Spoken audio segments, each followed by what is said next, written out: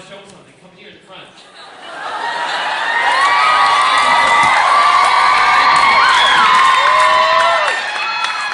Come up here. Thor, come up here. Thor, come up here. You can't hear me. Thor, come up here. Okay, look at this fine specimen of a man.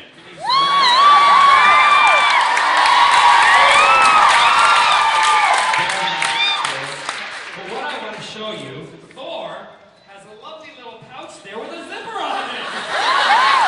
But that's not all. He's got a zipper in the back.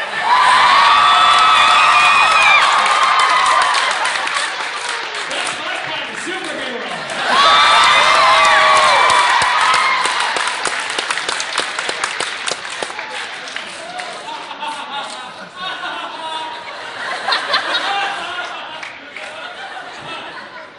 Hey, who left this cup? Can I tell you, cleaning staff, can we clean this up, please? Okay, is he stand, ladies? Adam Baldwin. He's been drinking. Hello, Man baby. likes his bourbon. Hello. Hi! How are you? Good. First of all, apologies for all of the changes. I know it's not my fault. I just want to tell you that because they flipped everything around because they screwed up on all of the photo ops. So, and also I know Colin Baker's handle was changed, and if you spread the word, it was not his fault because they're saying it was. So, for you guys, know that it was not us. It was the people who organized it. They screwed up. Everything was shoved back. And I know what's happened is some of you have come to my table because your photo ops now have been moved, and some of you are under 18 and need to be home before dark. I kid you not. You must ask for your money back.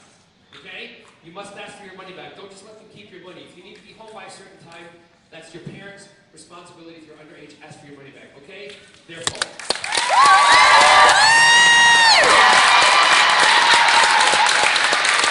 That's kind of bold. So what I like to do, I like to basically get right into questions, and I apologize first right away if there's anybody under 18 and I say anything that's offensive. Get over it.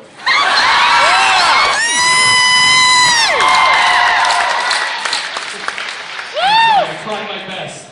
It's always an interesting car ride home with parents when they have kids in the car and go, Mommy, Daddy, what did he mean when he said about this? Notice I believe myself? Just you wait. Questions from, I go right to questions. Is that all right? Yeah! Because this is your moment. This is the day. All right, so I've sung for you already. Now shut up. No questions about singing. Go ahead. Go ahead. Thank you, Ms. Barrowman. Congratulations on your wedding. Thank you.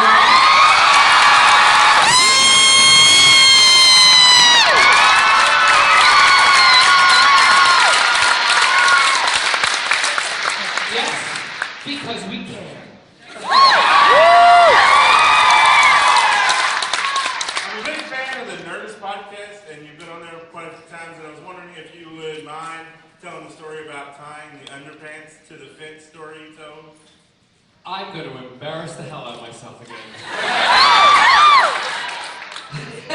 We don't mind.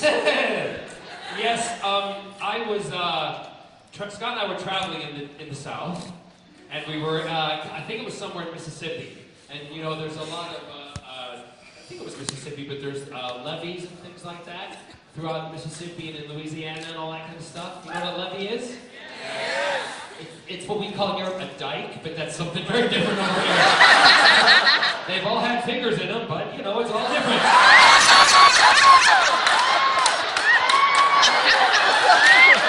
I'm a little lesbian.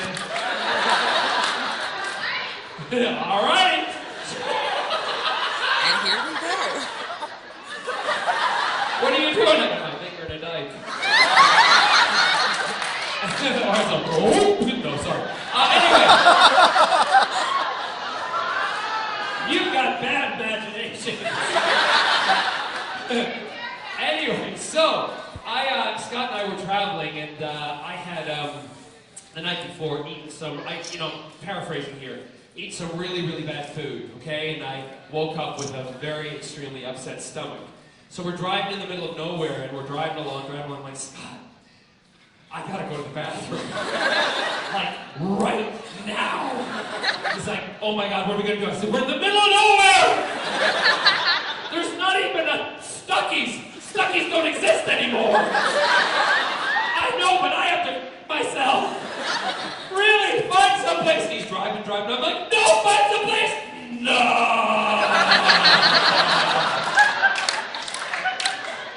Oh my God. So I had to lift myself off of the leather seats. Really, I had no control. I crapped myself in the car. Driving like this, and when Scott just find some place. I got a suitcase in the back, I gotta change my pants. So we drive down by this levee dike, and we drive down, and we stop the car, and I get out of the car, and I'm literally walking like this. Oh my God, like it's gonna matter, because I've already shit myself. So I unbutton my pants, I take my pants off, I'm like, what am I gonna do? What if people drive up? Oh my God, I couldn't believe my luck. Couldn't believe it. Finally worked my pants off, worked my way off my underwear, I hold them there for a second, clean myself up, put the new underwear on, get my other jeans on. I'm not gonna chuck my jeans out, so I put them in the back of a plastic bag. Oh my God. And I'm like, this is brilliant stuff. He's like, what? Look, there's a sign here, I'm just gonna hang it up. It says no dumping.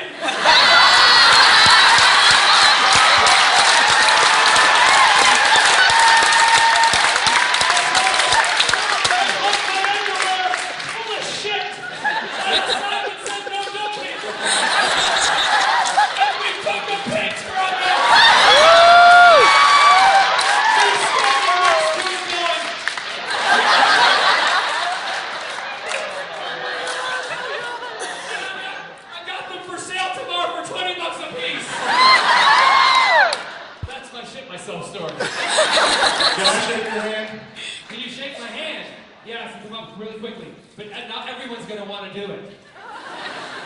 Just this one guy. There you go. That's it. I wiped my ass with.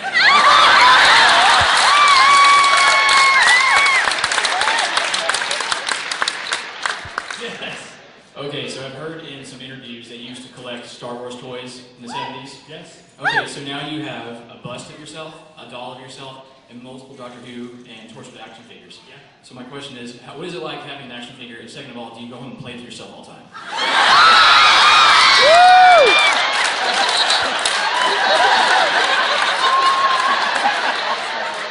love the fact that I'm an action figure. I love the fact that I'm an action hero. I have every single one of the dolls that have ever been made of me. I have all the Doctor Who action figures. I have a room in my house in Wales that is literally filled to the brim with collectibles and stuff that I have.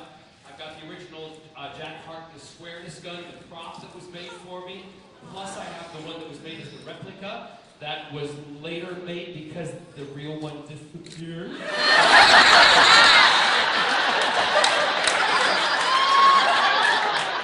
I walked out like that, I'm like, I got a squareness gun in my pocket. Yes, I have a 6-inch, I have an 8-inch, and I have a 12-inch, and I have a 3-inch.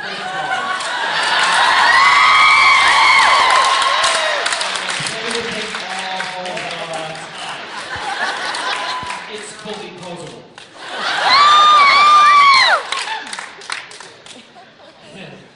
Hello. Hi, I just want to thank you first of all for coming. This is amazing. You're welcome. And I know you've already been congratulated on getting married, and I just wanted to say that's awesome, and that I'm going to be joining you soon because last night my boyfriend proposed to me.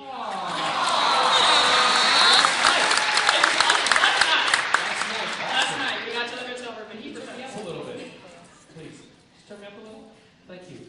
I like to be loud. Go ahead. And I just wanted to ask you, what do you think? I know, like, did you have like a ceremony or anything, or was it just intimate little friends? And if you had a fire scheme, You want details? I do want details. But also, what do you think of white and TARDIS blue for wedding colors? White and TARDIS blue for the wedding colors. Are you a virgin? Because who's wearing the white? From that grin on your face, I can tell you're not wearing white at all. Last night, something like someone's ring was on your finger, but it wasn't a steel one. Whoa! It was titanium. What are you doing? It's really quite funny. We woke up in the morning, those of you who follow me on Twitter or Facebook or any of the other social media sites, we woke up in the morning and it was actually a text from my sister that said, it's past. And so we turned on the television. It was about 8 o'clock in the morning in California. We turned on the television, watched the news. We both got very emotional. We kissed and we tweeted it and sent it out, right? And we had already talked about this prior to it, that we would do it as soon as it passed, right?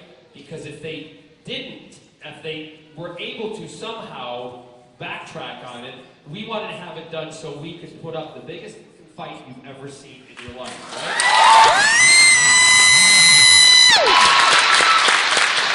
So, move on a couple of days, and I can't remember how it was either the 3rd of July, I think it was, or was it the 4th? You know what that said? I don't remember. I am terrible at dates, and Scott will always say, "Yeah, do you remember this date?" And I'm like to my assistant, "Reese, what date is this? What's this? I don't remember. Oh my God." Anyway, so we had a fight in the morning. I know. And he woke up, and we got up. I had the coffee. He gets coffee in bed every morning. I'm a sucker, right?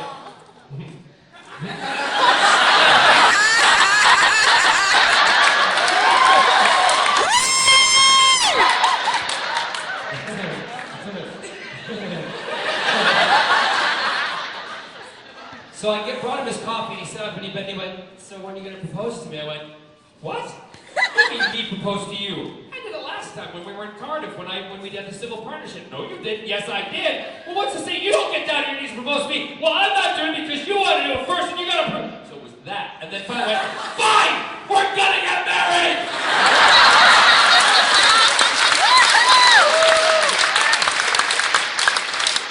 We held hands, we went down to the registrar's office, but the thing that struck me the most, that I have, really, really thrilled me, and really touched me also, is the fact that, Scott and I are I'm 46, Scott's 50, and we consider ourselves still to be quite young.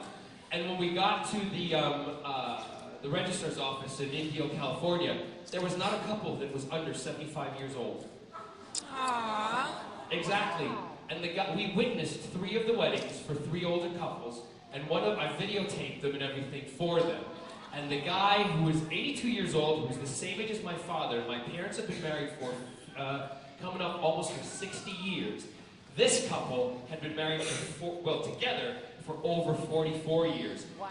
And he was in tears and he said, "I never ever thought in my lifetime I would ever see this day." So for all of these people, these couples who have been basically hiding who they were for all those years and living together in love, but not being recognized by the community. I could fight for another 20 years, but for them, this is a huge thing. And it's more about those couples for me than it is about me, because I've got a lot more.